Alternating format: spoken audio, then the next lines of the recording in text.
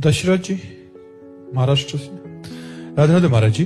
महाराज जी, सूक्ष्म शरीर, कारण शरीर एवं स्थूल शरीर परस्पर एक दूसरे से विपरीत आचरण क्यों करते हैं? अंदर कुछ सोच रहे हैं, बाहर आचरण में ऐसा भाव शायद है महाराज जी। नहीं, ऐसा हो ही नहीं सकता,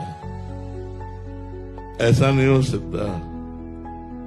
स्वभाव अच्छा हो, मन ठीक संकल्प कर रहा हो, तो शरीर से बुरे आचरण हो ही नहीं सकते।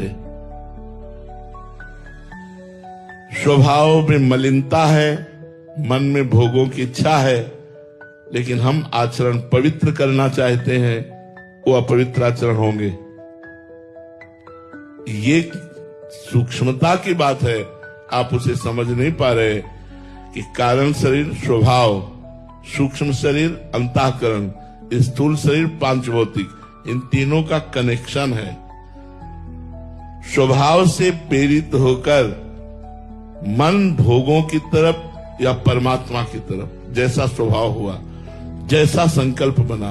अब गलत संकल्प बना तो हमारा जो बौद्धिक निर्णय है वो कहता तो है, उसमें दो विभाग है, एक सुमति एक कुमति। तो सुमति कहती तुम गलत आचरण करने जा रहे हो, तो कुमति कहती कोई बात नहीं है, और वो सहयोग कर देती है मन को। और जहां मन को सहयोग हुआ तभी शरीर में हलचल होती है। शरीर की क्रिया बिना मन के नहीं होती, ध्यान रखना।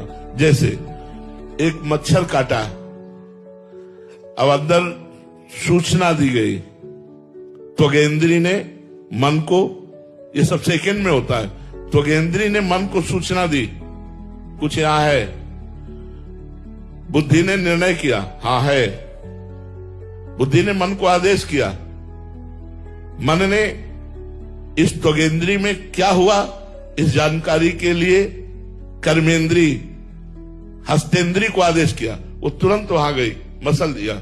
मसलते समय त्वगेंद्री के स्पर्श से अनुभव हुआ अच्छा मच्छर था।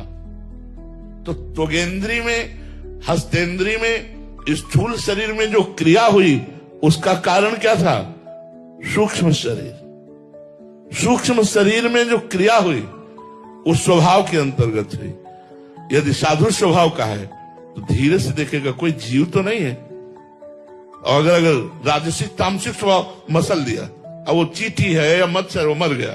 साधु स्वभाव का है, धीरे से देखेगा कोई जीव तो नहीं, हाँ जीव है तो उसे पकड़ के हटा कर। स्वभाव से प्रेरित सूक्ष्म शरीर, सूक्ष्म शरीर से प्रेरित स्थूल शरीर, क्रियाएं वही होती हैं जो हमारे मन में संकल्प बनता है।